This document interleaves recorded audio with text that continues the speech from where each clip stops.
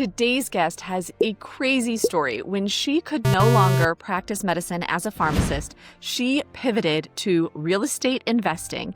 And then she's become a money mindset strategist as well. So in this call, we're going to talk about how she went from 0 to 100 in her real estate investing space, why she chose the strategy that she did, how she stays laser focused on her why, and how she's helping transform people like real estate investors, how she's helping you guys transform your lives and your relationships with your children in the sense of money mindset. There's a lot to dig in here and a lot of wisdom shared, so I'm excited to share it all with you. Hello, everyone, and welcome back to another episode of the Freedom Blueprint.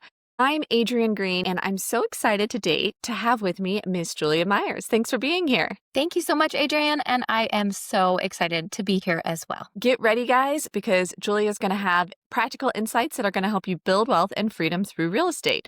Now, Julia has a really cool story, but let's start at the beginning with where did real estate investing, where did that happen for you, and how does that fit into your story? Great question, and my journey, like many people in real estate, is not linear. And my journey actually didn't start until I was almost 40 years old. I grew up in a very traditional background. I grew up with a very traditional, you will work for someone else, you will get a job, you'll work at the same company until you're 65 and then you retire. When I was suddenly faced with not being able to have a traditional job anymore, and I was kind of doing some recovery from some unexpected medical procedures, the only thing I could do was listen to podcasts. And what I did is I actually found the Bigger Pockets podcast and I found the White Coat Investor podcast and got curious and said, wait a minute, there's got to be something here that if people in the healthcare profession, as well as normal, common, everyday people are doing real estate, I've always heard about it. Let's learn about it. Let's get curious.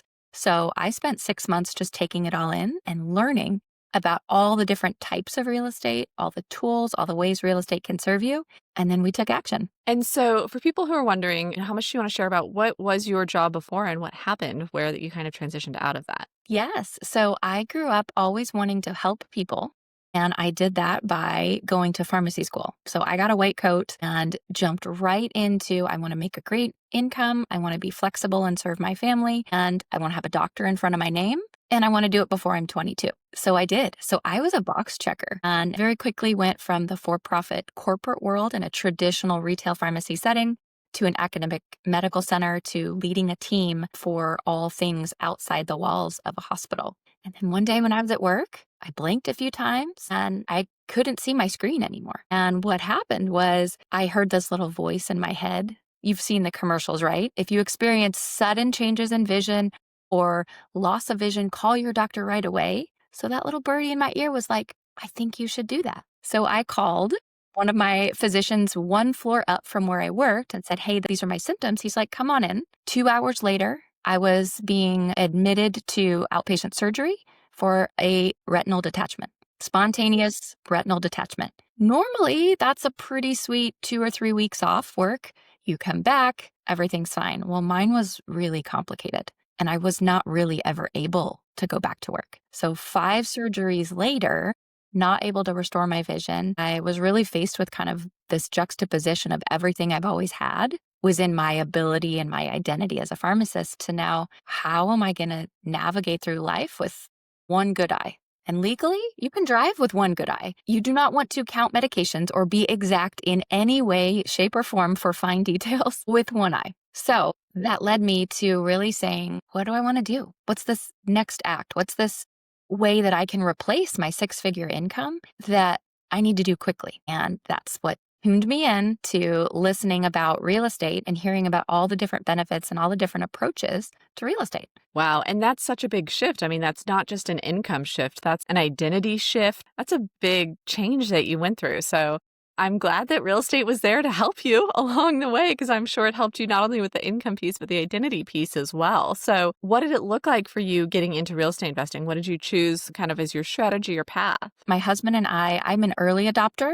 And he is a very specific analytical arranger. So we had to get past the idea that real estate's cool and get into the numbers and make sure that we had a really sound plan and a really sound why. I didn't do it because I wanted to be a landlord. I didn't do it because I wanted to be a superhost. I did it because I learned about the benefits of depreciation and tax savings and said, if I am losing my 6-figure income, we still have W-2 problems. We are paying more than 6 figures in taxes every year federally. How do I maybe work on the other side of the equation? How do I maybe not generate more revenue, but at the end of the day, how do I keep more of what we've earned? We specifically identified a property that was a heavy beach market. So we're invested in the Outer Banks. And the funny, interesting thing is we did not pick a beachfront property. In the numbers, a beachfront property would have rented better and been more occupied and commanded higher rates. But again, when you go back to your why, tax savings, beachfront properties have a really high what? Land value. So we actually chose one row off of the beach. And if you're familiar with the Outer Banks, we're between the beach roads, not on the beach, because the land value was half of what it was 1 block over. So for the same purchase price, we were actually able to depreciate using bonus depreciation and a cost seg enough that it made sense. So we took the depreciation, 12 weeks of renting covered 12 months of mortgage. So it was about a break even. And that was year 1. And I looked at my husband and he looked at me and he's like, we're having to do this again, aren't we? I said, we are. And that was that. So we are 3 properties in, 3 years in. We've pivoted a little bit, but that's just because the numbers don't always make sense. And if our why is tax savings, let's do it to make sure that we're answering our problem and our solution. We don't want to do real estate just because everybody else does it. We want to do it in the sense of what does freedom mean to us, just like your show. And what I am like singing inside about that you're sharing here is that importance of figuring out your why. Because there are so many reasons that people can't invest in real estate and they're all valid and they all have a matching strategy. The challenge is people are just like, I want to get into real estate investing. They have this very vague of like, I want to make more money. And the trouble is that's when you get into shiny object syndrome and everything else versus if you know your very crystal clear why, super zoned in to your specific situation from the beginning, it really helps you make the right moves and not get distracted by shiny object syndrome. So like, oh, I'm so happy that you're sharing all of this. It's so, so good. And I will also add, the more you do something, the more you learn. And just because you're maybe talented at it or successful box checking may or may not be that alignment with your true identity. And so year 1, we bought the beach house. And then we bought another property in Raleigh, North Carolina. So my husband's a huge Tar Heel. So one of our other backup whys was if something turns in the market or something turns in our financial situation, is this a place we'd want to live? So some people are very particular on their buy box. That was for us, part of our buy box. And in year 2, I was not able to return to work at any full-time capacity. So I was able to get the documentation in and qualify for REPS real estate professional status, and then was able to kind of balance between a short-term and medium-term strategy. And then after that property, it was kind of, I could scale a team. I could build people to help me run these, or I could just pause and say, what really lights me up? Have I achieved my goal of having these tax savings? Yes. And there's still something wrestling within me. And what was wrestling within me was I'm building this real estate. I don't want to call it an empire because it was 2 properties. My kids were watching. My kids saw the beach house. My kids saw, we have 3 houses. We have 4 houses. And those were some of the dinner table conversations that really piqued my interest and started pulling at my mama heartstrings to say, what are we all doing this for? Is this so that we have more houses? No. Is this so that we save on taxes? Well, sort of. But at the end of the day, that root question kind of came up of, my daughter looked at me like, why do we buy houses? And it was just something I had to sit with. And like, okay, now we're getting somewhere. Now we're getting into something that really starts to light me up. Right. And so that fed into what you're doing now, helping other people with money mindset. Do you want to share kind of that path and that evolution? Yes. So I found success with real estate, and often people will ask you to share your story. So I shared my story at a conference called the White Coat Investor Conference. And when I was speaking, there were so many people that came up to me afterwards that had questions about nothing to do with real estate. It was, we really liked how you talked about how your family was involved in these decisions. We really liked how you talked about how your kids know that there's a no screen at the dinner table rule, except if you have an Airbnb guest. So that was what stood out from their presentation. I loved speaking, even though that maybe I couldn't see in the same way that I could before with that visual accuracy. My brain works great. My voice, obviously, I love storytelling. It was this aha moment of, I wonder if I could make this something that I bring to the world. And this turns out to be rewriting the narrative that generational wealth is what we want our kids to have. I want to rewrite it and say wisdom is what we want our kids to have, generational wisdom. I want them to know how to manage it, why we manage it, what it's for, and how to do good with it. And that was kind of the genesis, was being able to share the real estate story that then became, it's so much bigger than that. It's all about the values. And real estate just became that vehicle or the avenue that started talking about all these fun conversations. And yes, I think talking about money is fun. It's such a real and pressing issue for people who have had success in the real estate space, and their children are going to grow up without the same, maybe character building financial struggles that they had growing up. And they worry, like, how do I raise amazing children? How do I raise children who work hard, right? And so I think that's a lot of what you address, yes? Yes, exactly. And trying to identify both with the art and the science. So as a very heavy statistical trained researcher, I am fascinated by the differences in generations. I am fascinated in what we believe about money, what we believe about values and hard work. And what I've uncovered is really there's 4 influences that kind of shape our money story, and everything from the generation you're born in, the culture you were raised in. So think those things that slowly evolve over time, but not very quickly. Social influences are the 3rd. So think mom jeans were out of style and now they're back. That's social. Think Bitcoin and Robinhood trading. Those are the very social, quick, trendy things. And then most importantly, the data says how your family talked about money, exposed you to money, absolutely is the strongest influence when it comes to what you believe. And so when you're able to identify that, yes, your background is different, that's a good thing, but you also can't justify or explain, well, I never learned about money growing up, or I never learned about real estate, or I never ... whatever it was. Today's the day you get to unlearn that narrative and say, today's the day I get to choose how I'm going to pass it on, how I'm going to identify what matters. And so practically, let me give you one practical example. It's back to school time for us in the United States. Parents are packing the backpacks. We have it all arranged, and we have all the pencils and all the markers and all the supplies all properly buttoned, labeled, and organized. And then the kids carry these backpacks. Sometimes they're heavy. Sometimes they're lopsided. Sometimes there are things in there that don't serve the kids. And so when we look back at our journey as being children, right, and having childhood, you couldn't affect your circumstance. Your backpack was what you got. Well, now we get to identify what are those things that maybe we're still carrying in our adult backpacks that don't serve us anymore. Is it the belief that you have to ask your dad for money, not your mom? Is it the narrative that said 1972 was the first year you could get a mortgage without your spouse as a female, or a bank account without a spouse? So generationally, culturally, we have all these things that maybe don't serve us anymore. And when we start to move forward and say, we absolutely can open doors for our daughters, for our sons. We can talk about college as maybe optional when you have all these jobs that aren't even created yet because of AI. And so as we unpack this backpack and start to repack it for ourselves, it allows us to get clear on what freedom looks like. You don't have to carry that big, heavy backpack anymore. And there are so many different things that you can put in it, but you get to decide is kind of that key piece. And then you, as the strongest influence, now pass it on to your kids. Right. I love that because I think, they've shown so often that one of the key difference makers, right, in how successful someone can be is if they have that internal locus of control, right? If they believe that they can change things, right?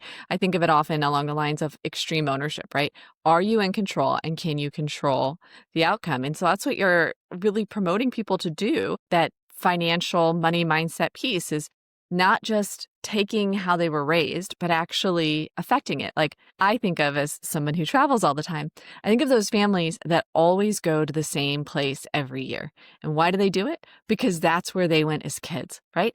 And so maybe mom was raised going to Lake Michigan, so she takes her kids to Lake Michigan, but maybe she doesn't really like Lake Michigan. Maybe that is not like the peak place for her, but she does it just because it's what she knows and how she was raised. And it makes me sad when I see things like that because I'm like, Lake Michigan's your jam, great. It's just that so often people are doing it just because it's how they were raised and it's what their mindset is, and they don't realize that there could be something better that's a better fit for them and what they like and their needs out there. I could not agree more. And one of the guiding things for us as a family that has really changed how we make those decisions, because as kids, everything's made for you, right? Or you think that you have choice A and choice B. Now that you're adults, what is that missing skill? It's discernment. It's practicing. How do you say yes to something and get the consequences? How do you say no to something? And so for us, we got really clear on what do we value as a family. We put it into writing. We created a family constitution. And then when we are making choices, both with money, with time, with attention, the three things that are the most valuable resources to us, we then can say, yes, this is in service of one of our three family values, or we can say, no, that's not in service of. So instead of the money scripts that maybe you heard growing up of we can't afford that, or we could never not go back to that same vacation space, well, you can. Your locus of control, as long as you're able to then bring other people into that conversation. So for us, love, learning, and experiences. And so we say yes to those things that are love, not just in an emotional or intimate way, but in a serving and a giving and a generous way. So that's how we say yes to things. And that's how we say no to things. And so I would encourage you to think through maybe in your own life, Adrienne, like I know some of your values inherently include freedom and travel and some of those core things, but how would that help you kind of shape or kind of face what are those locuses of control that you guys prioritize as a family, and how does that show up as freedom for you? Are you planning a real estate event, mastermind, or podcast and want a speaker who delivers real, actionable strategies? I teach investors how to run their portfolios like a business without the chaos. Book me for your next event at adriennegreen.com/speaking. And that link is in the show notes as well. Right. We just had a flight cancellation today for December, and it kind of gave us the opportunity to revisit what we had planned and really make sure, like, hey, could we make a plan that's more in alignment with our values? And so we actually changed our plans. So family is obviously one of my top priorities, right? We homeschool the kids, like we are family five traveling all the time. So we made a change to our plans where we're actually something we'd learned about since we'd made our original plans. Like we learned about this place in Japan where they do this penguin walk up in Hokkaido, like by Sapporo, the northernmost province. This zoo, when it's snowy, the penguins come out and do like a little penguin parade. My youngest loves penguins. And so we were able to pivot our plans instead of doing what we had planned before, which would have been good. It would have been great. But instead, like, I don't want to say one of our core values is penguins, but sometimes it is. So we were able to pivot and instead do something that's really going to be like a core memory for our kids. Like fingers crossed it's snowy while we're there and it happens. But worst case, we're still visiting a really cool zoo with a bunch of penguins, right? And so we were able to kind of pivot and yes, make that choice with, is this in alignment with our family and our values? So I love how you're promoting that. Now, what I'd love for you to go into, I think what a lot of people struggle with, Julia, and I think it's freeing. I think I've learned this lesson and I love it. I think no is a complete sentence. And yet a lot of people struggle with saying no to everything that isn't in alignment with their values. It isn't like a heck yes, that's might say.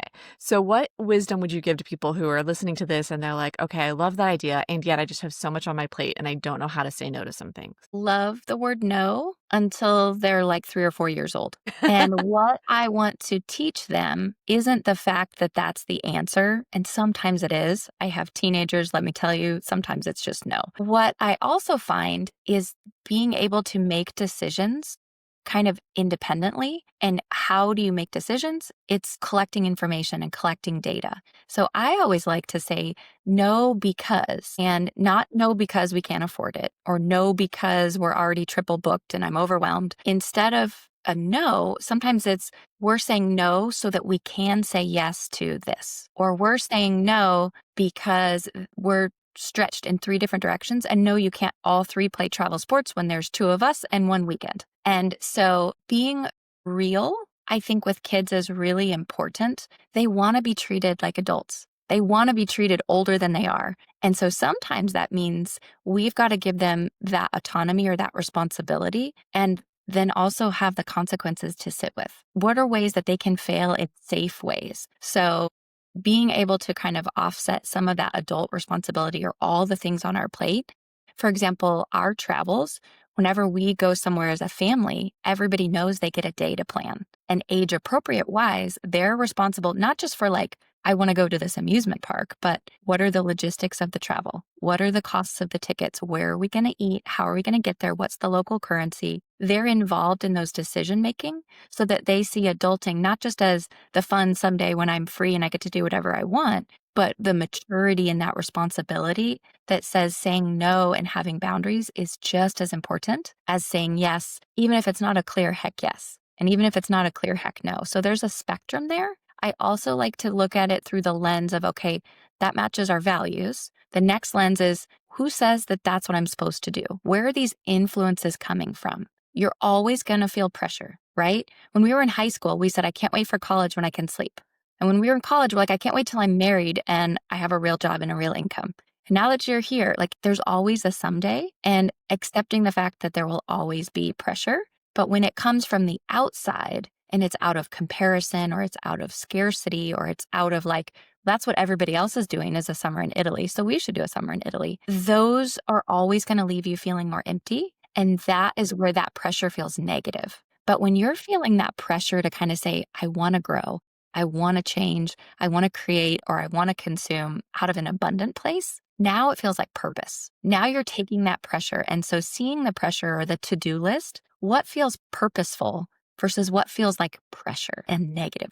And when you're able to kind of look at that gradient and say, nothing will ever fit clearly into one box of clear yes or clear no, practice along the way and bring your kids along for those lessons. Bring your kids along for, here's why we did this and here's what we learned, or here's something out of our control and here's how we're reacting. Those are the skills we want to be passing on. To me, that's the freedom. That helps me sleep better at night, knowing that if they inherit the farm tomorrow or just find my debit card, I'm not worried that they're winning the lottery. I am now proud that they're not just provided for, but they're prepared for adulting individually in age-appropriate ways.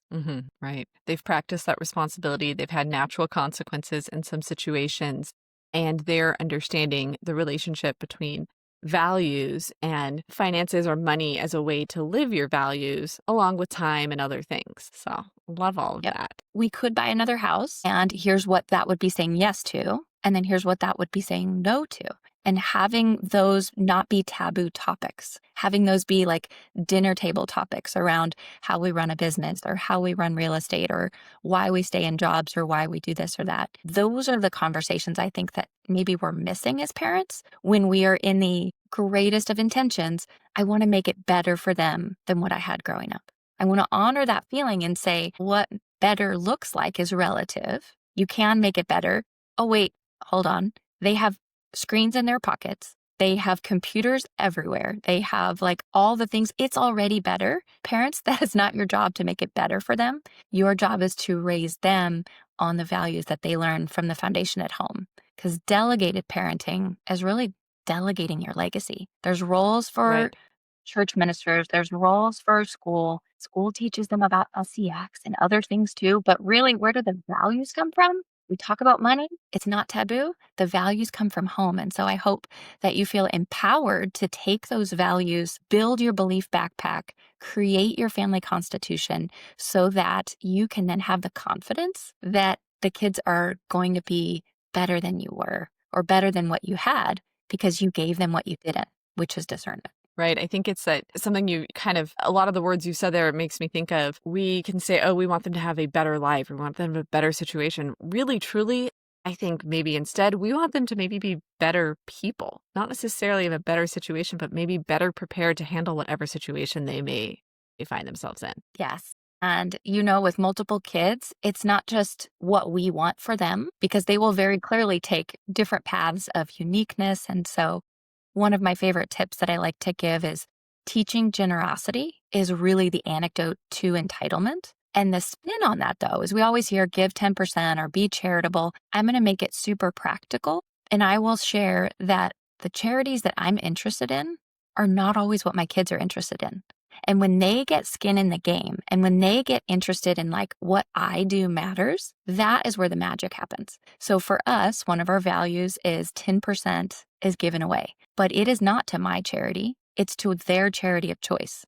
So we don't get too in the weeds, but if it's more than $10, birthday money, earnings, whatever that they get, they find. My kid is lucky. He found a $10 bill one time on a vacation trip. And I'm like, what are you going to do with it? And he's like, well, I have to break it so I can give my $1 away. But anyway, Wow. being grounded in with whatever little you have right now, it's not yours. It's like the idea of money isn't so that you have more and so that you consume it all. It's so that you're coming from a place of abundance that the more you have, the more you can give. And they are more motivated when it is all about where they want to give it. And I will disrupt the myth that they cannot give it to each other because they are not charity for each other. And so then that's a whole new conversation of what is a charity? What is somebody that's in need versus I want a new Pokemon pack, right? So if we can maybe make that super practical of what we can do right now, ask your kids, if you had to give it away, where would you give it to and why? And the answers might surprise you because the kids are so different. And then they're going to pick different career paths. They're going to pick non-traditional routes. They're going to do things. Kids these days, let me tell you, it's a gift. But then at the same time, our job is to launch them healthy from the nest. Mm-hmm. Yes, there's a lot of great things to say there. And I love how you caveat they can't give it to each other because I could totally see my kids making some arrangement. I'm going to give you my money. We're going to have enough to buy a Pokemon pack. And then you're going to give me a few cards from the Pokemon pack. And we're all going to get the points because we were all giving, but we're all just ending up with Pokemon cards. Yes. Can you tell we've done this a few times? Yes.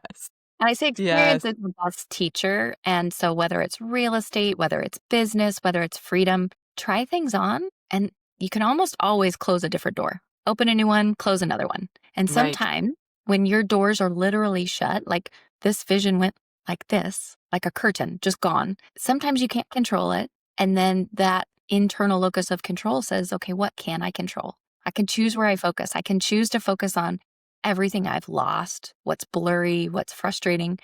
Or you could say, I can choose to focus on what I've gained. And it's a whole new perspective that maybe I wouldn't have had prior to. Exactly. Love it. Well, this has been amazing, Julia. And it is time for our closing questions. So let's get started if you're ready. Let's go. All right. First, what is your go-to tool for managing operations with your investment properties? I am old school QuickBooks because at the end of the day, it's about dollars and cents. And that's what keeps you in the game. And so many real estate investors don't do it because accounting is work and it's not their natural joy. So I love that. It makes a big difference. Thank you for reminding us of that. Next, what is one piece of advice you'd give to your younger self when you were starting out? My younger self, I would remind you that not everyone's opinions hold the same weight. Not everyone's opinions matter. And it's okay for you to say, wow, that really served me and that was great feedback. And you're also allowed to say, that is off in left field and doesn't serve me. And that's okay. Very wise as well. And then finally, what is a book that has been transformational in your investing journey? I am a big podcast listener, an audiobook listener. And so for me, I really liked The White Coat Investor Guide to Real Estate. So it was a very basic, just straightforward outline of if you're considering real estate and you want to get started and you have a W-2 and you don't need anything super creative or please don't quit your 9-to-5. Also a very big theme in the book. But yeah, The White Coat Investor's Guide to Real Estate was my first and my go-to whenever anybody asks me about how do I get started. Love it. And then Julia, if people would like to follow up and hear more about your story or I guess training and education that you offer, what's the best way for them to do so? I have a great place to start. It's talking about money around the dinner table. It's a 5-day kind of mini email sequence that allows you to sit with conversations that have nothing to do with numbers. Zero numbers. I know we talked QuickBooks, but juliamyers.com/talk, that will get you into the world of generational wisdom. That will get you into the world of where am I in this journey of passing on not just wealth, but wisdom? Because wealth without wisdom is wasted. So true. And guys, that link is in the show notes below, wherever you're listening or watching this. So grab it there and go get you started on your 5-day conversation. Love it. Thank you so much, Julia, and thank you to our listeners. Please make sure to like and subscribe wherever you're listening. And what investor do you know who could benefit from Julia's story? Please take a minute and just shoot this over to them, text it, email, whatever is easiest, so that they can hear Julia's story as well. And then join me next week for another episode of The Freedom Blueprint.